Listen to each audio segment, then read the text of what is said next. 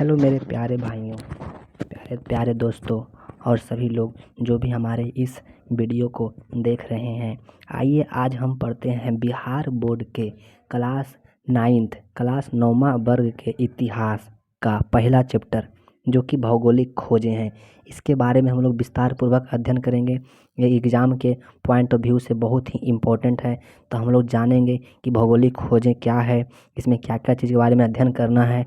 तो आइए हम लोग, अगर आप लोग भी मेरे से साथ पढ़ रहे हैं तो अपने पास इस किताब को लेकर के बैठ जाइए और ध्यानपूर्वक इसका अध्ययन कीजिए। तो पहला चैप्टर का नाम है भौगोलिक खोजें। तो भौगोलिक खोजें जो है इतिहास का पहला इकाई है। तो इसके बारे में पढ़ेंगे, इसके बारे में जानकारी अच्छे से प्राप्त करेंगे। तो भौगोलिक खोजें आखिर है क्या? तो कहता है कि विश्व इतिहास की युगांतकारी घटनाओं में समुद्री यात्राओं, समुद्र का जो यात्रा था बहुत ही ज़्यादा इम्पोर्टेंट रहा है भौगोलिक खोजें में। समुद्री यात्राओं एवं भौगोलिक खोजों का महत्वपूर्ण स्थान रहा है। आधुनिक युग का जो आरंभ हुआ है, जिन घटनाओं का निर्णायक योगदान रहा है उनसे यह खोजें भी शामिल है। इनकी पृष्ठभूमि उस वैज्ञानिक प्रगति, आर्थिक विकास, विशेष रूप में व्यापारिक परिवर्तन के द्वारा रची गई मध्य युग के अंतिम चरण से ही आरंभ हो गई। इसी कार्य में पूरा यूरोप, सबसे ज़्यादा जो भौगोलिक खोजे में योगदान रहा है यूरोप महादेश का रहा है। तो यूरोप के देशों की सबसे ज़्यादा भूमिका निभाई और यही कारण था कि आधुनिक युग में यूरोप का वर्चस्व समस्त विश्व में स्थापित हो गया। यह बात और भी भौगोलिक खोजों का प्रारंभ करने वाले देश जो था स्पेन, कौन सा देश था? तो स्पेन, पुर्तगाल, इस प्रतिस्पर्धा में धीरे धीरे पिछड़ते चले गए और नया देश जो था इंग्लैंड, हॉलैंड, फ्रांस, जर्मनी इस दिशा में अधिक सफलता प्राप्त किया। स्पेन, पुर्तगाल धीरे धीरे पीछे छूट गया क्योंकि जो ज़्यादा संघर्ष किया वो इस देश खोज में आगे निकल गया। तो स्पेन, पुर्तगाल पीछे छूट गया और इंग्लैंड, हॉलैंड, फ्रांस ये सब बहुत ही आगे निकल गए। उसके बाद आगे पढ़ते हैं।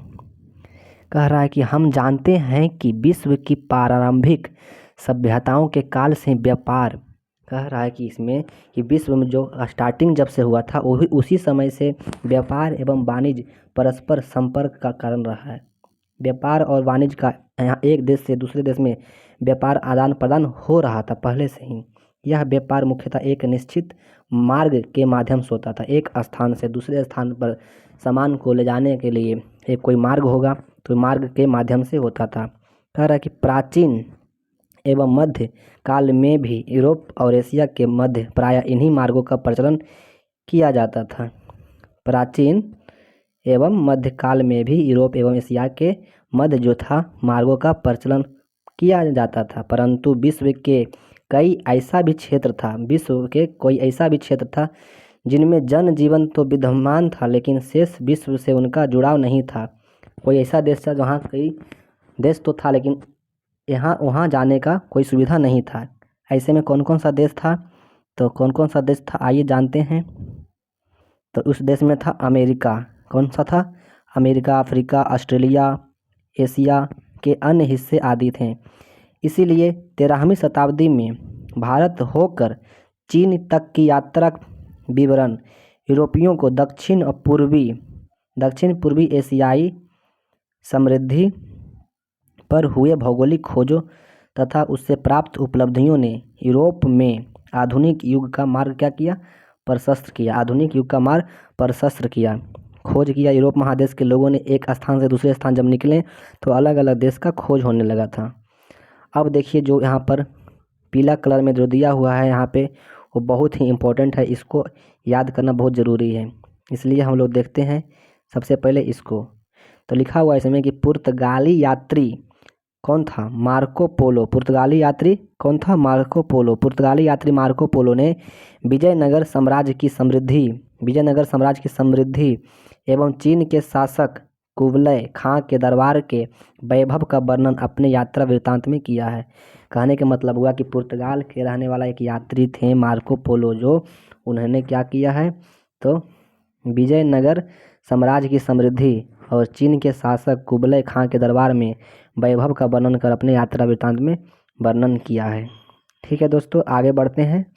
तो कह रहा है कि दक्षिण पूर्वी एशियाई समृद्धि में का एहसास तो कराया गया, परंतु इसका विशेष प्रभाव नहीं पड़ा। तो आइए आगे देखते हैं कि मध्यकाल जो है यूरोपीय इतिहास का हम यदि अध्ययन करेंगे तो पाएंगे कि यह काल जो था सामंती प्रवृत्तियों का काल था। जो मध्यकालीन यूरोपीय इतिहास का अगर हम जानते हैं उसके बारे में, तो उस काल में सामंती प्रवृत्तियों का काल था। इस काल में ना तो व्यापार वाणिज्य गतिशील था और ना ही धर्म का स्वरूप उदार एवं मानवीय था। लोगों को उतना धर्म से लेना देना नहीं था, व्यापार वाणिज्य से कोई मतलब नहीं था। मध्यकाल के समय में पृथ्वी के बारे में ज्ञान बहुत ही कम था और लोगों के अंदर अंधविश्वास था। जादू टोना भूत प्रेत इस सब पर बहुत ज़्यादा विश्वास करते थे उस समय के लोग। सीमित भौगोलिक ज्ञान के कारण सामुद्रिक व्यापार भी सीमित था और बहुत ज़्यादा सीमित भौगोलिक के बारे में ज्ञान था। एक स्थान से दूसरे स्थान तक जाने के लिए किसी चीज़ का सुविधा नहीं रहने के कारण व्यापार भी बहुत ही सीमित था। मध्य युग के लोगों का विश्वास था कि पृथ्वी चपटी है। मध्य लोगों का विश्वास था कि जो पृथ्वी का आकार है वो चपटी है एवं समुद्र में अधिकतम दूरी पर जाने पर पृथ्वी के किनारे से गिरकर अनंत में विलीन हो जाने का भय बना रहता था और सोचते थे कि अगर पृथ्वी चपटी है तो अधिक दूरी पर सफ़र करेंगे तो अंत में जाके गिर जाएंगे और जिससे विलीन हो जाएगा। इसलिए वो डर बना रहता था उसके अंदर, जिस कारण से एक स्थान से दूसरे स्थान जाता ही नहीं था। तो फिर कैसे एक स्थान से दूसरे स्थान जाना स्टार्ट किया, तो देखते हैं। समुद्र यात्रा अत्यधिक कष्टपूर्ण था क्योंकि ना कोई जहाज ना कोई किसी चीज़ का व्यवस्था था, नाव इस सब का व्यवस्था नहीं था, जिस कारण से बहुत ही कष्ट था। जहाज छोटा था और असुरक्षित थे तथा गति एवं सुरक्षा के लिए हवा पर निर्भरता थी और एक स्थान से दूसरे स्थान पर जाने के लिए उसके पास कोई मशीनरी जहाज नहीं रहने के कारण वो जो था हवा पर डिपेंडेंट थे, जिस कारण से हमेशा डर बना रहता था। फिर लिखा हुआ है यहाँ पे कि कंपास तथा कुतुबनुमा जैसी दिशा सूचक यंत्र का ज्ञान अभी नहीं हुआ था और उस समय जो था दिशा सूचक यंत्र का ज्ञान नहीं था। जिस प्रकार एक स्थान से दूसरा स्थान पे कैसे जाया जाएगा उसके बारे में भी लोगों को नहीं पता था। दिशा सूचक यंत्र रहता तब ने मालूम चलता हमको कहाँ जाना कहाँ नहीं जाना है। उस सब चीज़ का खोज उस टाइम नहीं हुआ था और हवा पर निर्भर था, जिस ओर हवा गया लेकर के उसी ओर वो चल दिया करता था। ठीक है, अतः दिग्भ्रमित होकर समुद्र में भटक जाने का कारण भय भी बना रहता था, जिस कारण से उसके अंदर भय बना रहता था कि अगर हम रास्ता भटक गए तो मेरा क्या होगा, हमारा जान ही चला जाएगा। समुद्री यात्राओं के लिए राज्य की ओर से किसी प्रकार की सहायता नहीं दी जाती थी और वहाँ का किसी भी देश का राजा उस वहाँ के लोगों को जहाज वाले नाविक को कोई पैसा नहीं देता था, उसको सपोर्ट नहीं करता था, जिस कारण से वो लोग इसमें बढ़ चढ़ के हिस्सा नहीं लेते थे।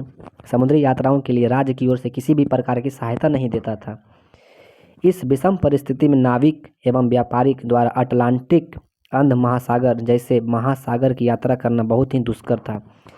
ऐसा प्रॉब्लम था जिस कारण से वहाँ के नाविक को, यहाँ के व्यापारी लोगों को अटलांटिक महासागर जैसे महासागर की यात्रा करना बहुत ही मुश्किल था। तो किस प्रकार खोज हुआ, कैसे कैसे खोज हुआ देखते हैं। तो कह रहा है कि भौगोलिक खोजों की पृष्ठभूमि कैसे तैयार हुई देखते हैं। कह रहा है कि इस बीच यूरोप में कुछ ऐसी ही घटनाएं घट रही थी जिसके प्रभाव स्वरूप यूरोप मध्ययुगीन मानसिकता से निकलने को उद्यत हुआ। अब यूरोप के लोगों ने सोचा कि इस मानसिकता से हमको निकलना होगा, कब तक डर बनाए रहेंगे, तो हमारा लक्ष्य का क्या होगा, हम किसी चीज़ का खोज कैसे करेंगे। तो उन्होंने क्या किया, 11वीं और 12वीं सदी में जब 1100-1200 ईस्वी का समय आया तो जेरूसलम इम्पोर्टेंट है, ऑब्जेक्टिव पूछ सकता है क्या है। जेरूसलम आधुनिक इजराइल में अवस्थित, जो कि अभी के समय में इजराइल जो देश है वहाँ अवस्थित है।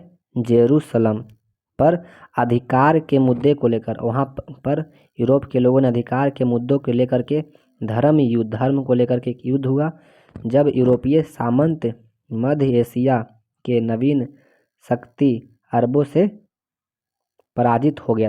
लोगों से पराजित हो गया था, तो सामंती गौरव के मिथ्याभिमान से ग्रसित होकर यूरोपीय दंभ टूटने लगा, परंतु इसके कुछ सकारात्मक परिणाम भी सामने आया, कुछ पॉजिटिव परिणाम भी निकला, क्योंकि लड़ाई होता है तो कोई तो उसका पॉजिटिव निकलता है थाउट। तो धर्म युद्ध के दौरान ही यूरोपियन को यह महसूस होने लगा कि दुनिया के हर पहलू को समझा जाए। इन घटनाओं ने यूरोप में पुनर्जागरण की पृष्ठभूमि तैयार किया, और इस प्रकार यूरोप के लोगों ने अलग अलग चीज़ को खोजने के लिए, नए नए चीज़ों की पृष्ठभूमि तैयार करने के लिए बढ़ चढ़ के उसमें हिस्सा लेने लगे यूरोप के लोग। इसीलिए भौगोलिक खोजों में सबसे ज़्यादा योगदान जो रहा है यूरोप महादेश का सबसे ज़्यादा योगदान रहा है। मध्य युग में अरबों के बाद तुर्कों ने विशाल अंतर्राष्ट्रीय साम्राज्य का निर्माण किया, और उन्होंने क्या किया, अरबों के बाद तुर्क जो लोग थे उन्होंने क्या किया, अंतर्राष्ट्रीय साम्राज्य का निर्माण किया। इधर 15वीं शताब्दी के 5 दशक पूर्व तक यूरोप और एशिया के मध्य जो था व्यापार जो होता था कुस्तुनतुनिया के मार्ग से होता था। कह रहा है कि 15वीं शताब्दी के 5 दशक पहले तक यूरोप और एशिया का बीच में जो व्यापार होता था वो कुस्तुनतुनिया मार्ग से होता था। परंतु तो 1453 ईस्वी में कुस्तुनतुनिया पर क्या किया, तुर्की आधिपत्य से यूरोपीय व्यापारियों के लिए इस मार्ग से व्यापार करना निरापद नहीं रहा। 1453 ईस्वी में कुस्तुनतुनिया पर तुर्की ने अधिकार कर लिया, जिस कारण से वहाँ के लोगों को व्यापार करना बंद कर दिया गया, क्योंकि तुर्कों ने इस मार्ग से व्यापार के बदला में भारी कर लेता था, और व्यापार करने के लिए जो तुर्क लोग थे बहुत ज़्यादा कर वसूलते थे, बहुत ज़्यादा टैक्स लेते थे, जिस कारण से जिसका हल ढूंढना यूरोपियों के लिए आवश्यक हो गया। तो यूरोप के लोगों को व्यापार करना बहुत ही मुश्किल हो गया, क्योंकि उनसे बहुत ज़्यादा कर वसूलते थे। तो कर वसूलेंगे तो फिर अपने नया मार्ग का खोज तो करेंगे ही, क्योंकि उनको व्यापार तो करना है, अपना जीविका को उपार्जन करने के लिए व्यापार तो करेंगे। लेकिन क्या करें, वहाँ तुर्क के लोग बहुत ज़्यादा कर वसूल रहे हैं, जिस कारण से उन्होंने लोगों को व्यापार करने में मुश्किल का सामना करना पड़ा। इसीलिए यूरोप के लोगों ने और बहुत अलग अलग दिमाग लगाने लगा, किस प्रकार से मेरा यह व्यापार और आगे बढ़े, कैसे हम कुछ करें। तो फिर क्या हुआ कि इस काल में हुआ नया आविष्कार समुद्री यात्रा एवं नौसेना के विकास को आसान कर दिया। तब से लेकर के यूरोप के लोगों ने अलग अलग आविष्कार करना स्टार्ट कर दिया। यूरोप वासियों ने कंपास का ज्ञान अरबों से सीखा, और यूरोप वासियों ने कंपास का जो ज्ञान था वो किनसे सीखा, तो अरबों से सीखा। बहुत ही इंपॉर्टेंट क्वेश्चन है। यूरोप वासियों ने कंपास का ज्ञान किससे सीखा, तो अरबों लोगों से उन्होंने कंपास का ज्ञान सीखा था। और उसके बाद इटली, स्पेन, पुर्तगाल के समुद्र तटीय इलाका में नाव निर्माण कला, और वहाँ पे क्या होने लगा, धीरे धीरे नाव निर्माण कला में परंपरागत पद्धति की जगह खांचा पद्धति विकसित किया गया। और पहले परंपरागत पद्धति था और उसने चेंज करके खांचा पद्धति विकसित करने लगा, जिससे बड़े पैमाने पर और मजबूत जहाज बनाए जाने लगे। और जब मजबूत जहाज बनने लगा, कंपास का खोज होने लगा, दूरबीन का आविष्कार हो चुका था, तो फिर क्या हुआ, यूरोप में एक बहुत बड़ी क्रांति आ गई, और तेजी से आविष्कार, तेजी से खोज, एक देश दूसरे देश का खोज होने लगा। तो यही लिखा हुआ है यहाँ पे, देखते हैं फिर क्या हुआ था। कह रहा सामुद्रिक अभियानों में काफ़ी सहायक हुआ, और इस प्रकार से मजबूत जब जहाज आने लगा तो सामुद्रिक का बहुत ही ज़्यादा तेज़ी से क्या हुआ, सहायक हुआ, समुद्री अभियान में काफ़ी सहायता मिला। अब मानचित्र में काफ़ी सुधार भी हो चुका था। अब लोगों ने सोचा एक स्थान से दूसरे स्थान जाने में बहुत ही आसानी होने लगा, क्योंकि दूरबीन का खोज हो चुका था, कंपास बॉक्स का खोज हो चुका था, और मजबूत जहाज बनने लगा था। परंपरागत जो था, परंपरागत पद्धति की जगह खांचा पद्धति विकसित हो गया था। तो तेज़ी से क्या हो गया, यूरोप में क्रांति आ गई खोज करने का। कौन सा महादेश में, तो यूरोप महादेश में। ठीक है, काफ़ी सुधार हो चुका था। इस संदर्भ में एस्ट्रोलोब अक्षांश जानने का उपकरण भी महत्वपूर्ण था। एस्ट्रोलोब जो था अक्षांश जानने का उपकरण भी एक महत्वपूर्ण था। एक होता है पृथ्वी का, जब देखेंगे तो एक होता है अक्षांश, एक होता है देशांतर। तो अक्षांश जानने का उपकरण का खोज किया, बहुत महत्वपूर्ण था। पुर्तगालियों ने एक नई किस्म के हल्का और तेज चाल से चलने वाला जहाज कैरावल बनाया। और पुर्तगाली ने क्या किया, तो पुर्तगाली ने देखो क्या किया, पुर्तगाली ने नई किस्म के हल्का और तेज चलने वाले जहाज बनाया। उस जहाज का नाम क्या है, कैरावल। कौन सा जहाज बनाया, तो कैरावल जहाज बनाया, जो कि बहुत बहुत इंपॉर्टेंट है। किसने बनाया था? तो पुर्तगालियों ने बनाया था। हाँ दोस्तों, तो हाँ भाइयों, और आगे देखते हैं क्या है उसके बाद। कह रहा इस नया उपकरण का साहस के बल पर यूरोपीय नाविकों ने अटलांटिक एवं भूमध्य सागर में अपने जहाज उतार दिया। अब जब देखा कि बहुत ही मजबूत जहाज कैरावल पुर्तगालियों ने बना दिया, तो उनके अंदर के सारा डर भाग गया और फिर अटलांटिक महासागर भूमध्य सागर में अपना जहाज को उतार दिया। और इसी क्रम में 1488 ईस्वी में पुर्तगाली व्यापारी, जिसका नाम है बार्थोलोमियो डियाज, उस व्यापारी नाविक का नाम है बार्थोलोमियो डियाज। इस बार्थोलोमियो डियाज ने अफ्रीका के पश्चिमी तट होते हुए कहाँ गए? दक्षिण अफ्रीका के दक्षिणतम बिंदु उत्तम आशा अंतरिप तक पहुंच गया।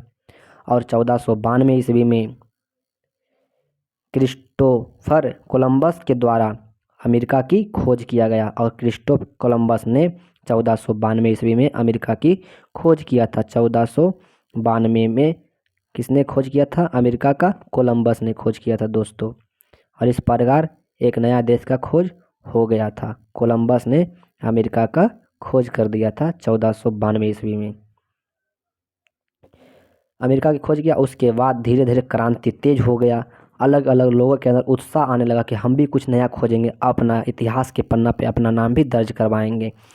तो जिस प्रकार कोलंबस ने अमेरिका की खोज 1492 ईस्वी में किया था, उसी प्रकार 1498 ईस्वी में पुर्तगाल, तो देखिएगा यहाँ पर ध्यानपूर्वक, 1492 में कोलंबस ने खोज किया था अमेरिका का, और 1498 में वास्को डी गामा समुद्री मार्ग से होते हुए भारत की खोज किया था। वास्को डी गामा जो समुद्री मार्ग से भारत की खोज किया था। अभी आगे पढ़ते हैं, तो यहाँ लिखा हुआ है 1498 ईस्वी में 1498 ईस्वी में एक पुर्तगाल का एक, देखिएगा यही है तत्कालीन नाव का चित्र। ये जो था शुरुआती दौर में तत्कालिक नाव का जो चित्र है, ये जो चित्र आपको दिख रहा है यहाँ पे, तत्कालिक स्टार्टिंग में नाव का चित्र है, जो कि पूरी तरह से हवा पर डिपेंड है। हवा जिस ओर आएगी जहाज उसी ओर जाएगा। लेकिन इसी कारण से वहाँ के नाविक लोग, वहाँ के व्यापारी लोग डरते थे और एक स्थान से दूसरे स्थान समुद्र के माध्यम से जाना नहीं चाहते थे। लेकिन जैसे ही पुर्तगाल के रहने वाले लोगों ने कैरावल जहाज बनाया और मजबूत जहाज बनाया, तो सभी व्यापारी लोग एक स्थान से दूसरे स्थान जाने के लिए तत्पर हो गए। ठीक है, तो देखते हैं ये हैं जो वास्को डी गामा, इसका नाम है वास्को डी गामा। इन्होंने ही समुद्री मार्ग से भारत की खोज किया था और व्यापार के मार्ग सशक्त किया, और यहाँ आकर के लोगों ने व्यापार करना स्टार्टिंग किया। तो आइए हम जानते हैं इनके बारे में। तो यहाँ लिखा हुआ है दोस्त कि साहसी नाविक वास्को डी गामा उत्तम आशा अंतरिप होते हुए भारत का मालाबार तट किसको बोलते हैं? तो जो केरल के कालीकट के जो निकट का जो तट है, उसको मालाबार तट बोलते हैं, तक पहुंच गया, जहां स्थानीय शासक जमोरिन, उस शासक का नाम था, कालीकट का जो शासक था जमोरिन द्वारा उसका स्वागत किया गया। किसका स्वागत किया गया? तो वास्को डी गामा का। जगह जमोरिन ने देखा कि कोई दूसरा देश का इंसान हमारे देश में व्यापार करने के लिए आया है, तो उसका स्वागत तो करना बनता है। और जमोरिन ने उनका स्वागत किया। जमोरिन कालीकट का एक राजा था, और ज्ञातव्य है कि वास्को डी गामा की सफलता के पीछे कुछ नवीन संसाधन का भी योगदान रहा है। वास्को डी गामा भारत आया, खोज किया अलग अलग, तो उसके सफलता का एक योगदान और रहा है कि नवीन संसाधन, अगर नया नया संसाधन की खोज नहीं होती तो वास्को डी गामा आज हमारे भारत में नहीं पहुंच पाता। और उस प्रकार भारत को एक व्यापारी अब्दुल मजीद, बहुत ही इंपॉर्टेंट क्वेश्चन है, भारत का एक व्यापारी अब्दुल मजीद की भेंट जो हुआ वास्को डी गामा से दक्षिण अफ्रीका में ही भारत का एक व्यापारी अब्दुल मजीद का भेंट वास्को डी गामा से हो गया था। और अब्दुल मजीद ने वास्को डी गामा को बताया कि हमारे देश व्यापार करने के लिए आए हैं, हमारे देश में व्यापार के बहुत ही अच्छे अच्छे सामान यहाँ मिलता है, यहाँ का मसाला बहुत ही फेमस है। और अब्दुल मजीद ने सारा बात वास्को डी गामा को बताया। जो उनका भेंट कहाँ हुआ था, तो दक्षिण अफ्रीका में ही वास्को डी गामा से भेंट हुआ था अब्दुल मजीद का, तथा इसी के सहयोग से उसने भारत आने का सीधा मार्ग मिल गया। इसने यूरोपियों के साहस में वृद्धि हुई, और इससे क्या हो गया, यूरोप के साहस में वृद्धि हुआ। उसको लगा कि हम अगर भारत जाते तो हमको घाटा नहीं, हमको फ़ायदा होगा, उसके अंदर यह वृद्धि हुआ। वास्को डी गामा द्वारा भारत से लाए गया वस्तु को 26 गुना मुनाफा, जो वास्को डी गामा थे भारत से जो सामान खरीदे थे, जो वस्तु खरीदे थे, उसका 26 गुना मुनाफा हुआ। वहाँ जाकर के जब उस सामान को बेचें तो 26 गुना मुनाफा पर यूरोपीय बाजार में बेचा गया। अमेरिका अर्थात नई दुनिया की खोज यूरोपियों की एक नई उपलब्धि है, जिसे 1492 में ही कोलंबस ने प्राप्त किया। तो कह रहा कि अमेरिका को बोल सकते हैं नई दुनिया की सबसे पहले खोज अमेरिका की हुआ था। तो नई दुनिया की खोज यूरोपियों की नई उपलब्धि हुई है, जिसने 1492 में कोलंबस ने प्राप्त किया। कौन प्राप्त किया, तो कोलंबस ने प्राप्त किया अमेरिका का खोज करके। कब, तो 1492 ईस्वी में। और वास्को डी गामा द्वारा भारत से लाए गए वस्तुओं को 26 गुना मुनाफा हुआ। ठीक है दोस्तों, तो आगे बढ़ते हैं। यद्यपि कोलंबस ने अमेरिका को भारतीय उपमहाद्वीप का हिस्सा समझा और यहाँ के, तो फिर कोलंबस ने अमेरिका